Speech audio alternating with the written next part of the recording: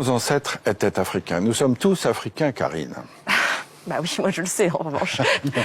Ça veut dire que Mais tous nos ancêtres... je suis comme vous, je suis comme vous. Ça veut dire que tous nos ancêtres, Yves Coppens, en Afrique, il y avait du soleil, tous nos ancêtres étaient noirs?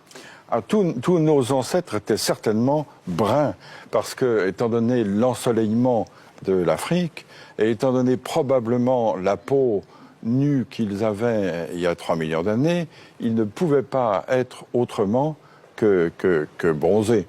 Tous les ancêtres, des Danois, des Espagnols, de tout le monde, etc., étaient noirs. Oui.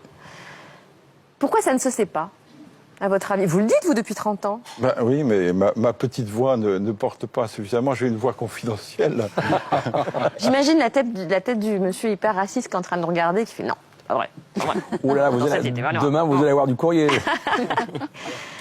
Yves Coppens, en fait, les humains, enfin les préhumains, sont partis dans différentes directions depuis l'Afrique. Et puis, pour s'adapter au climat, pour s'adapter à leur environnement, ils ont déterminé des traits qui étaient le plus adaptés, c'est ça? C'est ça. C'est-à-dire que les humains, à partir de 3 millions d'années, à partir du moment où ils ont eu la culture, à partir du moment où ils ont eu la conscience, tout ça, ça a 3 millions d'années. Petit à petit, se sont déployés. Et ils ont atteint d'autres climats. Et petit à petit, se sont adaptés à autre chose. Par exemple, pour aller en Asie, ils ont dû traverser des montagnes très très hautes, très ensoleillées.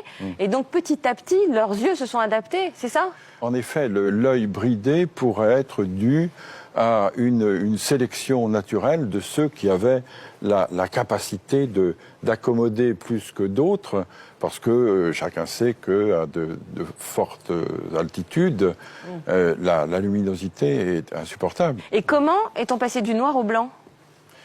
Là aussi, c'est un gradient de couleur, un gradient de coloration, c'est-à-dire qu'avec moins d'ensoleillement, on avait nécessité d'avoir une peau avec un écran moins fort pour que la synthèse de la vitamine D, qui est la synthèse de croissance, puisse se faire.